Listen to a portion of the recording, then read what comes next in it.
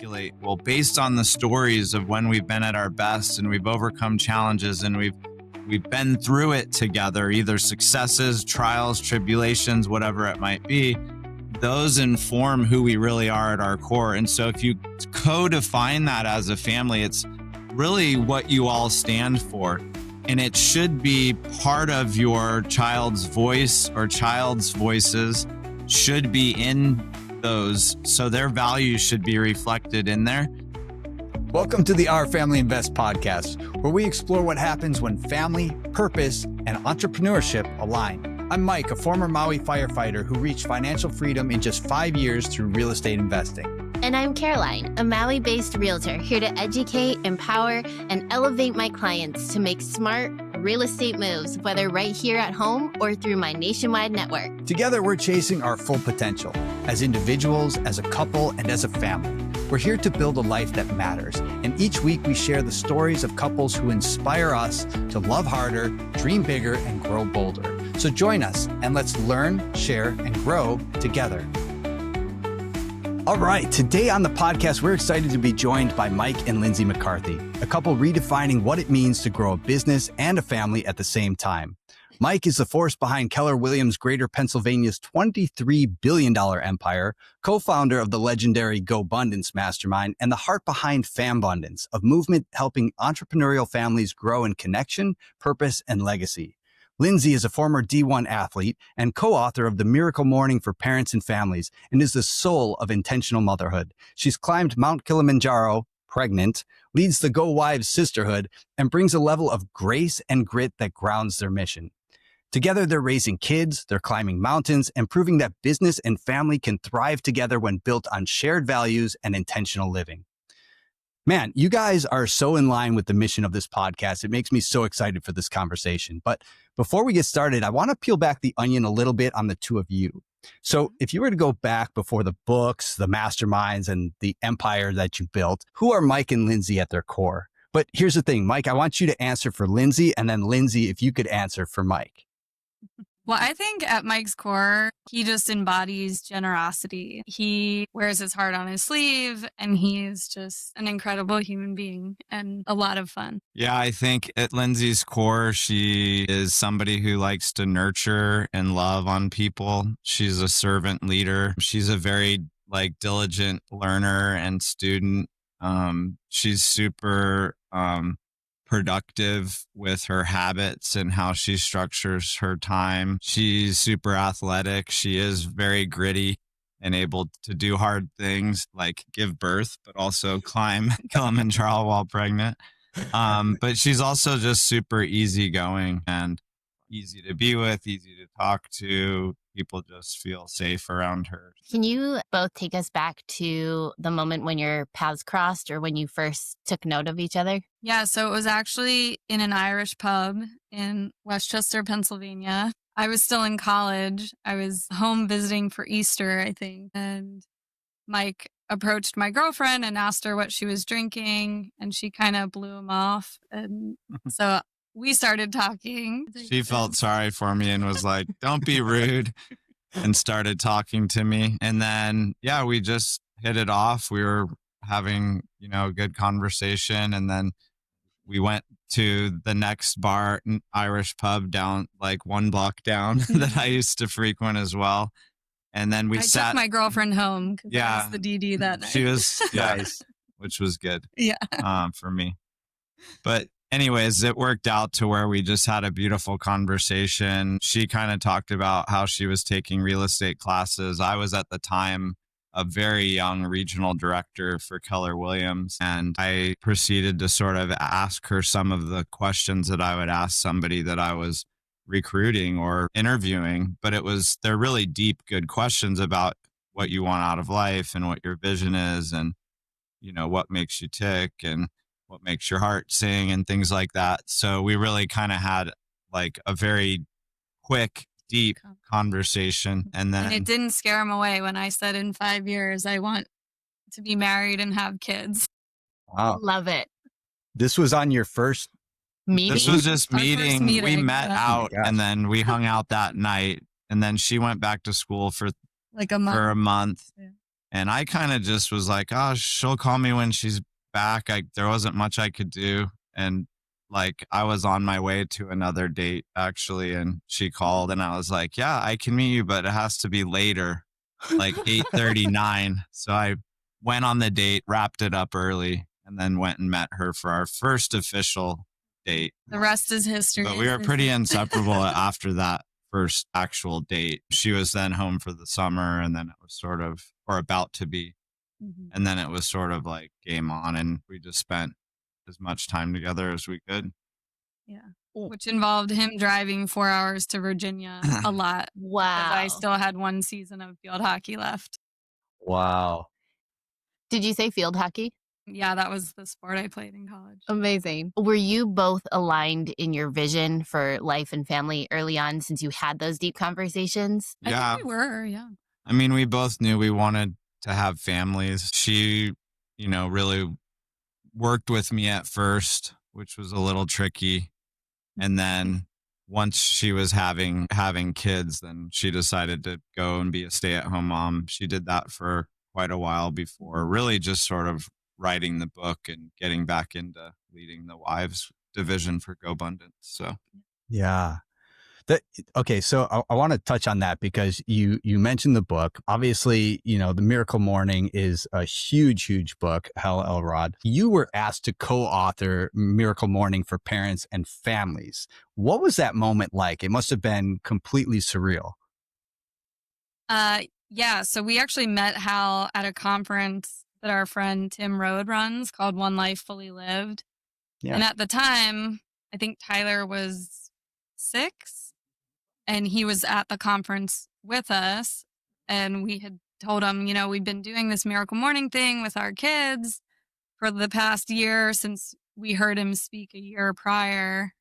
And we're like, our son is here. He'd love to meet you. So Tyler showed him his homemade affirmation book, and Hal's mind was just being blown. That's awesome. And I think it was maybe a week later, I woke up with all these ideas, and I sent him to Mike first because I was too chicken to send him right to Hal. And he's like, send it to Hal, see if he can use it. And it was really just like, hey, I have all these ideas for kids. I know you're working on something. Please have this. And he wrote back the next day, I want to write a book with you. Wow. Yeah, when your mentor says, I want to write a book with you, you just say yes and figure it out later. So yeah, that's awesome. I'm glad you said yes. Yeah. So, I mean, honestly, this morning I was out at about 4:30. I got up this morning and I started my morning. I usually start my morning with meditation and writing in a journal and then going to work out and things like that. And I usually go to the gym. And so it's about 5 o'clock this morning and I'm putting my shoes on in the garage and my phone rings and my phone's on Do Not Disturb, of course. So the only people that can get through is family, right? It's my son. He's 9 years old. And I'm like, what? Hello? He's like, hey, Dad, what are you doing? I was like, well, I'm going to the gym. He's like, oh, okay. I thought maybe you were wanting to go for a walk this morning. I was like, yeah, I do actually. Let's go for a walk. So we went for a walk and, the stars are all out in the sky and we're pointing out different stars and he's having a fun time with that. We're having a little father-son bonding time. And I was telling him about you guys coming on the podcast today. And I was telling him a little bit about the Lifesavers routine that you outline in your book. I could explain it to him in a mediocre sense, but can you, for people who don't know that are listening, can you explain that a little bit better and how people would implement that in their daily lives, especially for kids who are have a hard time getting up in time for school as it is? Yeah, I mean, I'll just kind of highlight the Miracle Morning as it is for adults, and then Lindsay can kind of take it as we spun it for kids. Do you want to do that? Okay, so the Miracle Morning is made up of 6 steps. The Savers is actually an acronym, so it's silence, affirmation, visualization, exercise, reading, and scribing, which is a clever name for journaling. And what Lindsay did was realize early on, because our son was like, hey, I don't understand. Why do I need to save my life? I don't like for Hal's book and for humans that are looking for that thing, it's like savers kind of makes sense, but for the kids, it didn't. So Lindsay decided to work with our kids to develop her own version of it. Yeah. So for kids, we actually changed the acronym from SAVERS to CHARMS. And CHARMS stands for creativity, health, affirmation, reading, meditation. And we added one called service because that's one of our personal family values. And we wanted to kind of bake that into a daily ritual. And, our kids were little at the time. They were 6 and 2, I think, when we kind of started doing it as a family. And they didn't know how to write. So, we're like, let's call that creativity, and you can color or you can do something creative. Just get your mind working. And, reading looked a little different because they couldn't read. So we read together or we listened to audiobooks. And yeah, so we just kind of made it more kid friendly. That's awesome. I love that. What kind of advice can you give to families when their child is having trouble aligning with family values? Well, I think the number one thing that we teach, or one of our pieces of intellectual property or that we really love in Fambundance that serves families, is the way that we help families create their family values is a co-created process.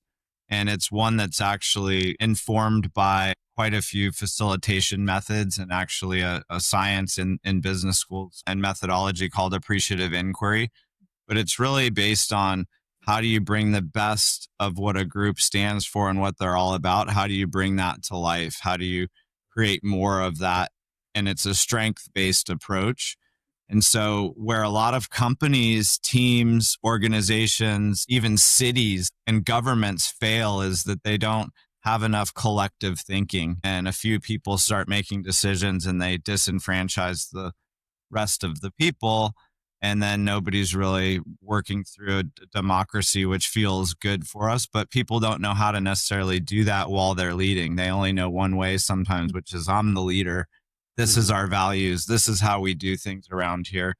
And so we take a collaborative approach in creating value statements that clearly define what the family's values are, but it's based on the stories that make that family identity rich and powerful. And so it's a place for families to not only lift up the best of what their stories are all about and who they are as a family and know their identity, but to do it together as a family and clearly articulate, well, based on the stories of when we've been at our best and we've overcome challenges and we've been through it together, either successes, trials, tribulations, whatever it might be, those inform who we really are at our core. And so if you co-define that as a family, it's really what you all stand for. And it should be part of your child's voice, or child's voices should be in those. So their values should be reflected in there. That doesn't mean you won't get resistance. So I'm hearing your question. I think when you're getting resistance, though, it's about getting them excited about what does it mean to be a McCarthy or a Neubauer, what does that mean for them? And if they can get excited about it because it means they get to co-create adventures together and pick trips out together and go see musical artists and concerts and sporting events. And, yesterday with the CODA experience, taking my son on a F1 track and being able to he didn't drive, luckily, but I drove and he got to ride with somebody else. But just those bucket list type moments, but that should be all something that collectively gets decided. The values of the family, the vision of the family. What are we going to do? Who are we going to be? What are our goals of what we want to do as a family? And then the rhythms of a family. And I think kids are more likely to lean in if you meet regularly to discuss all of this. So they might resist one week, but if you do it the next week and the next week and the next week, same time on Sunday, it's a 1-hour meeting. So it's not all day. It's not like and I think that really helps the consistency and gets their buy-in. And sometimes you just do a takeaway close. Okay, you don't want to participate? Then we'll set all the goals for you. We'll set all the family goals and vacations, and you won't get to participate. So you might have to do some salesy takeaway type clothes tactics too. Yeah, that's good. That's something that we've been trying to get better at. Last year, well, I guess it wasn't even last year, it was a few months ago, actually probably around the beginning of the year, that we decided to do a family trip over Nico's spring break. And we wanted to bring him in and let him decide what that trip is. Because we live in Hawaii, it is easy to get island fever, and we try to make trips every quarter. So one of those we try to do as a fun trip or whatnot. So his spring break is, middle of March or whatnot. Well, where would you want to go? If you could go anywhere in the world, what would you want to do together as a family? Yeah. And he's like, Japan. I want to go to Japan. And Caroline and I have been to Japan, and we're like, okay, anywhere else you might want to go? I was like, anywhere in the whole world. No, Japan. It's like, all right, fine. Let's go to Japan. But we're going to do Duolingo together as a family for, 30 minutes a day until we get ready for our trip. Well, anyway, we did. And the Duolingo was essentially worthless, but we did it together as a family. And when we got to Japan, we went skiing up in Hokkaido and did all that fun stuff and hung around at Team Labs and did Tokyo and whatnot. But it was probably one of the most powerful trips for us as a family because he helped to plan it. Yeah. I totally understand what you're saying, and I love that. I think it's great to bring your children into the mix and have them have their voice, because once they feel heard, they become part of that ecosystem, right? Yep.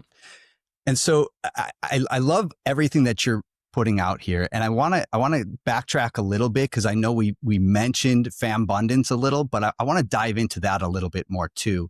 You helped start GoBundance and then spun this off from GoBundance, right? Fambundance is a division of GoBundance, and we serve the family members of our elite and champion members. Yeah, that's super cool. And so you bring the kids together in that as well, or how does it? We bring together the whole entire family if we can get them. Sometimes there'll be a partial family there or a younger kid left at home, but we usually welcome kids of all ages. We'll arrange daycare. But the unique thing is that we'll put together 3 or 4 programs that are all running simultaneously. So we've got a kid program, a teen program, a couples program, and then there's the whole family program. Mm. And so it's 2 days of this all unfolding together, which you guys experienced something similar recently, but we were doing this a decade ago. And so when we recently actually attended the Family Foundations camp, we were like, this is our idea that we just haven't been doing anything with for a while. And we had some reasons, like the CEO and GoBundance wasn't necessarily focusing on it. And I had a father that passed away. So we were dealing with some things. So we kind of let it slide. And then in the last year, we've dove back in, but we just did an event for 25 families in Colorado. Awesome. And it was, speakers, breakout sessions, masterminding, and every family created their, in written plan form, their values, their visions, and their rhythms. Mm-hmm. And rhythms are like traditions and things you do regularly or as needed. Like, how do we resolve conflict? How do we celebrate as a family? How do we live? How do we handle times, things like that. So in our events, we have them create those as families, and then they present it to each other. So you kind of get this ability to see what every family's up to, what all their plans are. And I think that's the unique thing that we have done over and over again, that we know how to do, that just quite frankly is impossible to replicate. It's very difficult because we have a team of 6 facilitators and 7 to 8 team members that it takes to pull these events off. And we do 2 events a year right now that are really our core summer and winter events. And then we do a international give back trip. So we're taking 10 or 12 families to Nepal over Thanksgiving to go visit some orphanages that we serve, and that we're on we sit on a board to help serve as well. But we're going to go get our hands dirty and expose the kids to some amazing things, and then do it as a community too. So that's kind of like Fambundance in a nutshell. it's really a pleasure to watch the kids really meet each other and grow up together. And we've been doing it long enough now to where some of the kids have grown up to be teens. And one of them, Laura Daly, is an amazing, like 20-year-old girl who 19, who's going on, 75. She's wise beyond her years, but she was a kid in our programs and now she leads our teen program. Wow. Amazing. And then we do also virtual programming. So we run every 8 weeks, we do a six session virtual program on a topic. We just got done doing the financial literacy topic. Awesome. So if people want to get involved with Fambundance, what's the best way to do that? To join GoBundance. So you have to be in GoBundance first, and then you can get into Fambundance. Yeah. And we may take our products like outside of GoBundance in like 2027. But right now we're just trying to execute like the 2 events at a really high level.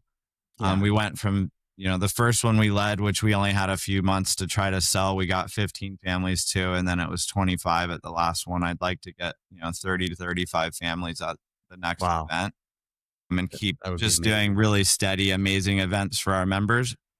There is an opportunity for people that lead communities. We can bring our team in and turn any event into a family-friendly event. So for like the right strategic partner or the right person, we'd look at sending our team in to serve in that way. And then we are working on a Fambundance GPT that can walk your family through visions, values, rhythms. We're actually going to redefine what those 3 bubbles are in September with our team. And so we're working on some stuff that'll go out to the public, but right now it's just for GoBundance members. That's amazing.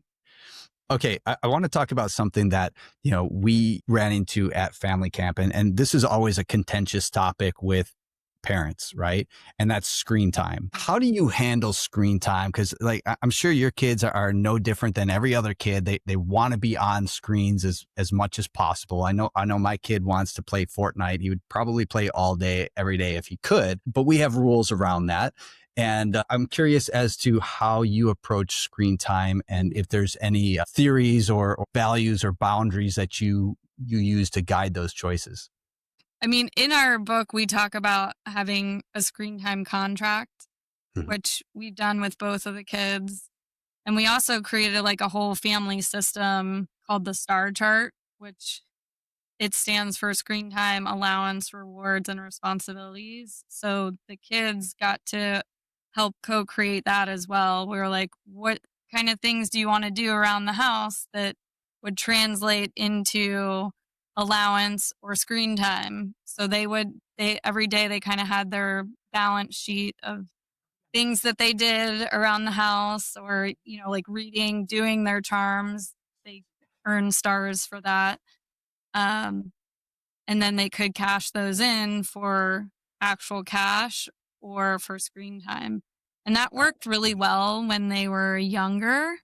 Now that they're getting more into the teens, our son Tyler, he's 16 now. When they turn 13, that's when they are eligible to buy a cell phone. And so with their cell phone comes a contract with mom and dad and also a cell phone bill. So at 13, they get a debit card, a cell phone, and a cell phone bill. And it's a direct deposit from their account to our account every month. And if they don't pay it, we take their phone. And that has happened once with Tyler, and he paid it off in like 2 days. Ember will be 13 in December, so she doesn't actually have a real phone yet. She has like an iPod Touch. What will you charge her monthly? So they get charged $40 a month for their cell phone. Nice. And are they allowed free range access on their phones as well? No, Within I think, reason. like they're not, they can't just go sign up for different social media or things like that without talking to us about what do you want the account for? What are you going to do with it? What are you talking to with it? So there is that. And then what we did for many years, which worked really well, was until they did their checklist, which was part of this the charms and the star chart kind of combined. They had to sort of like check off their star chart and their charms for the day before they could do screen time. So I think having like something that they need to do in order to earn some screen time, and then just making sure that you set standards on the amount of time. And then the hardest thing is sometimes holding to that, even as parents, because sometimes I want to just binge watch Netflix all Sunday. Sure. Totally. And so how do I hold the line on something that I'm a little loose on? I think for me, we just try to have some good, healthy standards where you don't have them out at the dinner table. When we're together, we're connecting. We have a thing that when we all eat together out, we all put our devices in the middle of the tables and stack them. And then we kind of jokingly say, like, whoever touches their phone first has to pay for dinner. But nobody, It's always one of us. no one, we're always just like, okay, I'm paying anyway, so dinner's over. But just having some standards around, and really we could call that a rhythm, is what is the screen time rhythm that you're willing to allow for your family? What's the plan? And I think really making it negotiable, contractual, just like the real life would be. And so getting them to understand, like, we're not going to be dictators. We're reasonable people, and we'll actually be very reasonable if you're doing the right things too. And we're on track with other stuff and everything's going well, then it's like, hey, I'll let you play all day on Saturday or Sunday if you want to play video games. But what are they doing during the week? Are they staying active? Are they eating healthy? Like, what other things do they need to do in exchange for that? Because they're going to end up on screens by the time they're 18 anyways. And part of it'd be like, if you took too much restriction on it, they might go crazy and just never come out of their dorm room when they get to college and just stay in there and play video games. Yeah. Totally. Which I saw even in my day. Totally. Hey family, real quick. If you'd rather watch your content, head over to Our Family Invests on YouTube. You'll find this episode and all our episodes over there. Don't forget to like, subscribe, and share your takeaways in the comments. Now, back to the show. Yeah. What's an underrated skill or practice of raising emotionally intelligent kids? Yeah. I think it's your own personal development, honestly. I think a lot of parents make the mistake of focusing so much on what the kids are doing and their behavior, but they're not, securing their own oxygen mask first, so to speak, and focusing on their own regulation and trauma healing. So I think that's kind of the most underrated. That's a really good answer, because I feel like, a lot of times we're so ultra focused on our kids, but we're forgetting to take time to make sure that we're the best version of ourselves too, right? So what you're saying is focus on yourself, and the kids will reflect that too, right? They'll focus on them and learn from you and grow and kind of be little reflections of who you are to some degree, right? Exactly. Yeah. Yeah.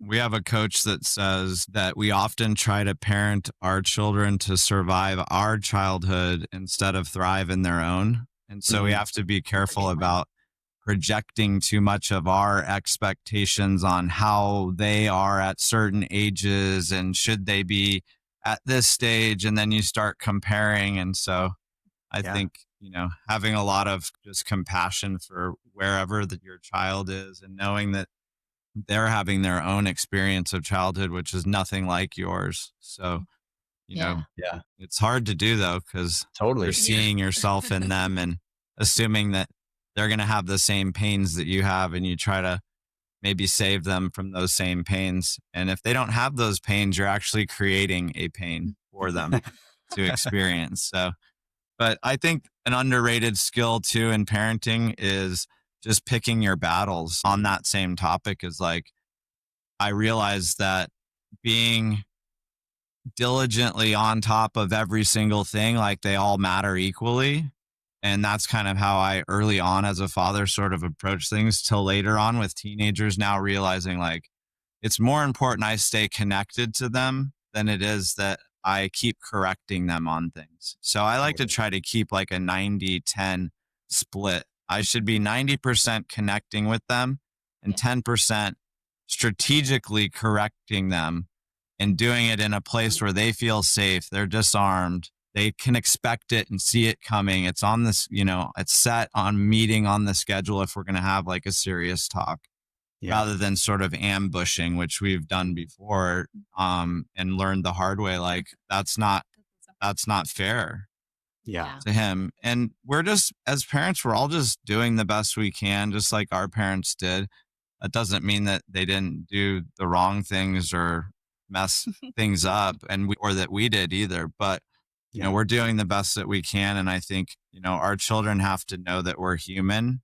So they have to see us make mistakes. And then, we have to be able to apologize to them and show them what it's like to own something and repair something. That's good. Because what is one thing that makes you proud from each of your kids? Well, I was going to save this for the end because I think you were going to ask us about people. And right now I'm really proud of my daughter, like that inspire us. I'm really proud of our daughter because she was diagnosed with scoliosis and she just started a new school in 7th grade and she has to wear a scoliosis, like full body brace. Yeah, like a corset. And she's just been such a trooper about it. It's been amazing. So I'll let you maybe do Yeah, I was actually going to mention that too. But I guess for our son too, he recently came to us last year and really spoke up for himself. Like, I don't want to continue at the school that I'm at. He really advocated for himself. And, that was like a proud mom moment. Yeah. He felt safe enough to speak up and ask for what he wanted and, negotiated with us to switch schools. to basically drop out for the last session of his private school too, and went and got a job. That's something I'm proud of him for, is Wow. he went and got the job he wanted to get at the gym that he goes to do like ninja parkour training. Super And cool. they had a summer camp for kids, and I guess they were hiring the more experienced kids to help with the summer camps. And I thought, yeah, sure, if you can get hired, then you can drop out of school. I was thinking like, I don't think he'll get hired. And then he got hired. I'm like, because I was like, you have to get another job if you don't get that. Like, you're not going to like flipping, burgers at McDonald's. Not that there's anything wrong with that, but it's hard work and pretty low pay. Yeah. And I think he was going to have to really learn that the hard way. But then he got this dream job and he loved it. And so I'm proud of him for that. That's awesome. And I'm proud of you because that means you had to hold up your end of the deal. Yeah. Yeah. That's hard. We learned that very early in parenting, that don't make a deal that you can't hold up your end of the bargain. Or keep delaying. Yes. So you both work with a lot of high achievers. What mindset traps do you see most often in families that kind of stalls them? How do you help them reframe it? Yeah. Well, I think the one we see often in GoBundance is, especially with the dads, they're like, oh, I'm doing all this work for the family, but then they're not actually doing any work in the family. Or with the family. Yeah. Good. I think there's sort of an entrepreneurial paradox of like believing that you either have to have business or family success, that maybe both aren't possible.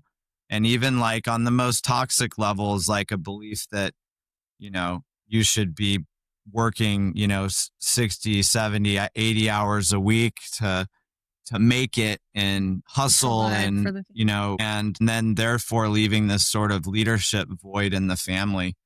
That if I really think about it intuitively and just things I've read, like I think ultimately that's been one of the breakdowns of society, is sort of this like desire to go out in the world and lead instead of leading at home. And I think that's where you really have to, if you wanted to be the best leader you could possibly be in the world, to me, you'd first have to show that you could lead yourself. And then you could show me you can lead your family. Then maybe I'll let you lead a business or maybe partner with you on some, you know what I mean? Like that, to me, that shows that you have a stable layers of leadership. I think that really matters. Yeah, that's so good. Guys, All right, I want to start wrapping it up because I want to be respectful of your time. But let's get to those 3 people, books, or places that inspire you. Obviously, your kids, and obviously, Miracle Morning for parents and families. But besides those, are there other people or books or places that inspire you? I could go first. Yeah. I mean, I love to read, and I think Brene Brown has been one of the most inspirational people for me. Like, I just love how she really digs in and gets to the bottom of the definition. Her book, Atlas of the Heart, is so foundational, I think, for emotional intelligence, like actually knowing the difference between jealousy and envy and guilt and shame. And the way she articulates it is just so beautiful. Yeah. Mel Robbins, I think, is another one because she's just super authentic. I recently read The Let Them Theory, and she just boils things down to their essence at such a wonderful level. And then Gabor Mate is another of my favorites. He said, trauma is not what happened to us, but what happened inside of us because of what happened to us. And that really helped reframe trauma for me. I always thought I was a person who didn't have any trauma. Like, I had a great childhood, wonderful parents. But when I read it that way, and being such a sensitive person, I was like, oh, maybe I do have trauma. It just showed up very differently for me. Sure. So those are my 3. Yeah. Oh, yeah. I think, I've really been inspired by Lindsay, and that's something that always is the case with just how she's so diligent about doing the things, checking off all the things and staying organized.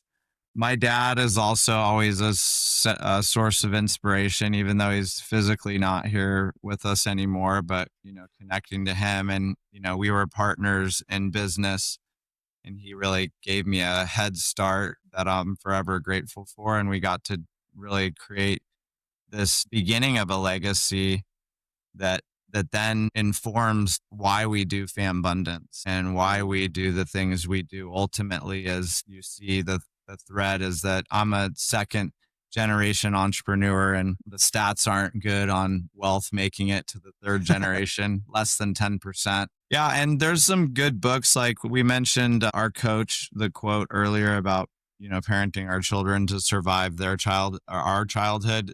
His name's Dr. Kelly, and he wrote a book called Lovable. He's written several other books, but that's sort of like his foundational one. He just wrote another book called The Road Less Triggered that just came out, I think, or it's about to come out. Probably will by the time this podcast drops. Awesome. But it's a great book, and he's a great person who's helped teach Lindsay and I so much about each other and our relationships. And he's just held space for me to cry, for her to say scary things, for me to say scary things. So he's someone who inspires me, and you could read his books too. So I'll give you 2 further. Yeah. Awesome. I'm looking forward to reading that. Yeah. In just one sentence, what would you whisper to your younger self if you were to meet them today? I think I would say, just wait. It only gets better. That's good. Yeah, I would just say keep going and know that you matter. Yeah. That's awesome, guys. All right. We like to end by saying we learn, we share, and we grow. What is something that you've learned recently that just kind of made you stop and see life a little bit differently? So Tyler just got a kitten, and I think I'm learning maybe I am a cat person. Yeah. I mean, for me, it was really the concept of the connection and the 90-10, really staying dialed in with my kids as their teens so that they'll actually want to be around me when I'm an adult. When they're adults. Or when they're adults, when I'm an adult too, which when you grow up. could happen still. It's not never too late, right? That's awesome. Thank you so much for the time and conversation. I can see the care and love that you are as parents, which is inspirational as well. If our audience wants to connect with you, learn about GoBundance, Fambundance, get a copy of The Miracle Morning for Parents and Families, what is the best way for them to do that? You can follow me on Instagram, which is Go Mike McCarthy, and Lindsay is Grateful Parent. So we're both on Instagram. I have a website, gomikemccarthy.com, that's about to be revamped. And then fambundance.com has like some information, and then gobundance.com as well, just about our tribe. And then, yeah, the book is on Amazon. There's also a playbook that goes along with the book. So make sure you they look very similar, but one is just worked eight exercises to create values, screen time contract, the stars chart that we mentioned. All those are worksheets, plus that and more are all available in the workbook. Yeah, it's called the playbook. So. Awesome. Guys, you guys have been amazing. You've dropped a ton of great content. Thank you so much for hanging out with us today. We really, truly appreciate you guys. Yeah, thanks for having us. Yeah, our pleasure. Thanks for being part of the family today. If you want a closer look at our journey through real life, business, and all the wild adventures, follow us on Instagram at Our Family Invest. And for free resources to help you on your own path, head to ourfamilyinvest.com. If you like this episode, send it to a friend. And if you're feeling extra generous, drop us a quick review. It really helps us grow this community. Thank you so much for being part of our family today. We really, truly appreciate you.